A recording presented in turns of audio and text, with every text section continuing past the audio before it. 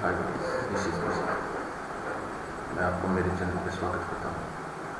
सबसे पहले मैं आपको ये बताना चाहूँगा कि जैसा कि आपको पता है कि राजस्थान भर्ती बोर्ड की तरफ से चतुर्थ कर्मचारियों की भर्ती निकाली हुई थी, 4th क्लास एम्प्लॉई 2024। तो उसका रिजल्ट जारी कर दिया गया था। तो उसका रिजल्ट जैसे कि आप गूगल में सर्च करेंगे RSSB रिजल्ट लिख के, तो आपके सामने ये रिजल्ट सेक्शन खुलेगा। इसके ऊपर आप जा सकते हैं। इस पर जाने के बाद में आपको यहाँ पे रिजल्ट वगैरह नज़र आने लग जाएंगे। तो यहाँ पे जो 4th क्लास एम्प्लॉय के जो रिजल्ट वगैरह है वो यहाँ पे शो हो रहे हैं। यहाँ पर आप यदि इस आइकन पर क्लिक करेंगे तो आप सीधे लेटेस्ट न्यूज़ के ऊपर आ जाएंगे। इसमें आप व्यू ऑल पे क्लिक करेंगे तो आपके सामने ये पेज खुलेगा, जिसमें न्यूज़ फीड के अंदर इनके 4th क्लास एम्प्लॉय की 2024 की जो भर्ती थी उसके जो डॉक्यूमेंट वेरिफिकेशन है उनका शेड्यूल यहाँ पे दिया हुआ है, जो कि संभाग के अनुसार दिया गया है। जैसे कि जयपुर मंडल है, तो जयपुर मंडल के हिसाब से यदि आप देखोगे तो जैसे जयपुर मंडल के ऊपर आप क्लिक करोगे, क्लिक करते ही आपके सामने ये ऑर्डर खुलेगा। इस ऑर्डर के अंदर दस्तावेज से सत्यापन हेतु कार्यक्रम बताया गया है।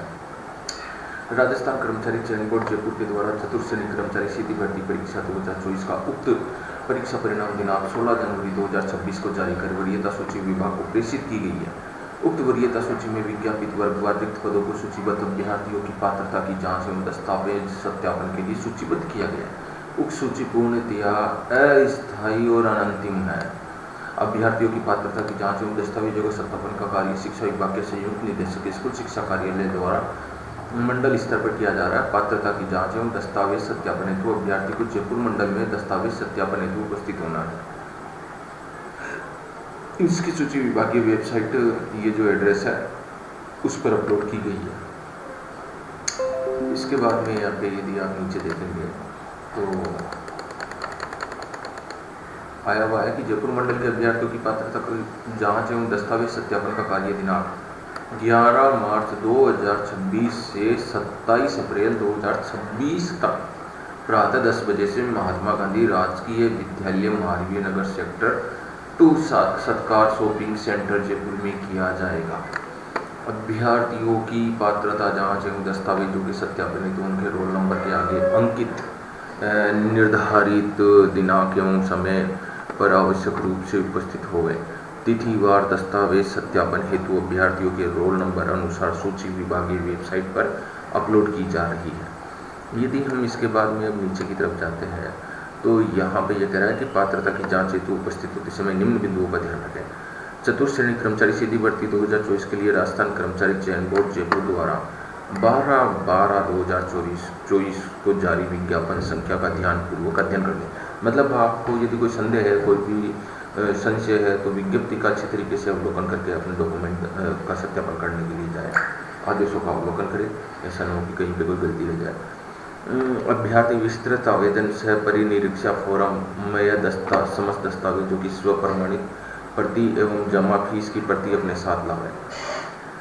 ये कह रहा है कि 2 प्रतियों में आपको लाना है सभी दस्तावेज, और वो आपके स्व प्रमाणित होने चाहिए, और उसके साथ में ही जमा फीस की प्रति भी लानी है। शैक्षणिक योग्यता, आयु, जाति, मूल निवास, चरित्र विशेष, योग्य, जन्म, विवाह, खेल सेवारत होने सक्षम अधिकारी द्वारा जारी अनापत्ति प्रमाण पत्र, समस्त आवश्यक मूल दस्तावेज एवं प्रमाण पत्र तथा स्वयं का पहचान पत्र एवं 2 नवीनतम पासपोर्ट साइज के फोटो आदि आवश्यक रूप से साथ में लाए।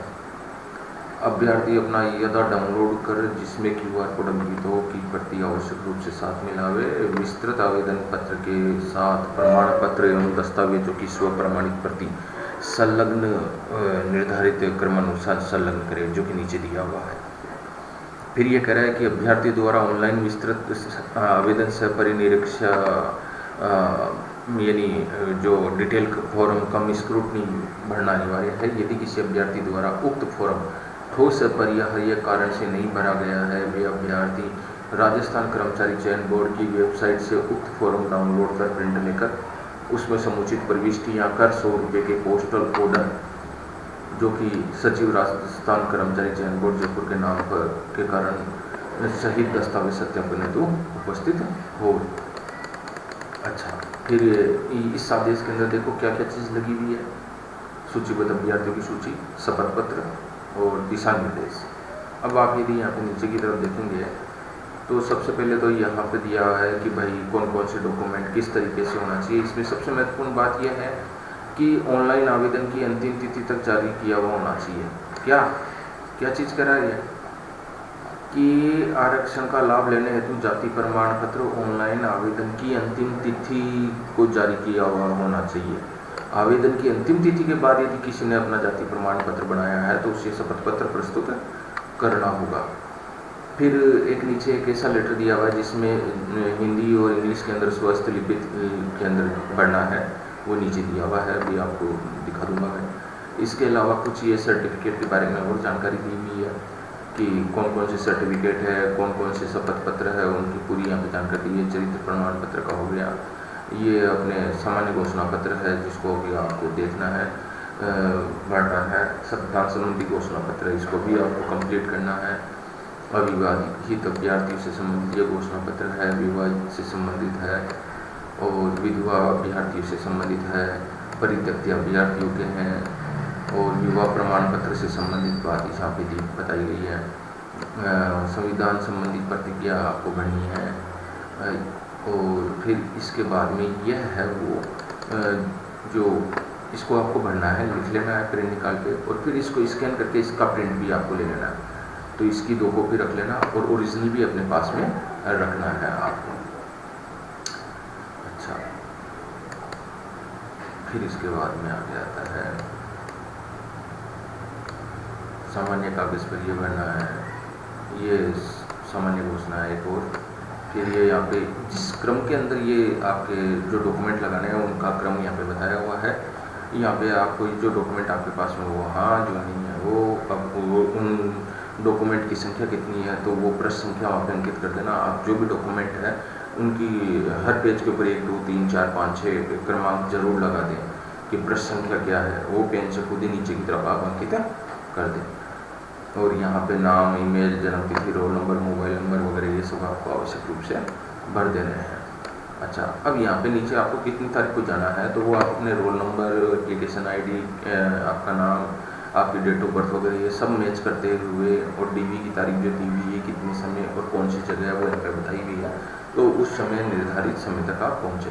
देखिए इसमें टोटल ये कितने जयपुर मंडल में कितने अभ्यर्थियों की सूची है, क्योंकि काफ़ी लंबी अवधि दी गई है डीवी के लिए, काफ़ी समय दिया गया है अभ्यर्थियों को, लंबी चलेगी ये डीवी का शेड्यूल।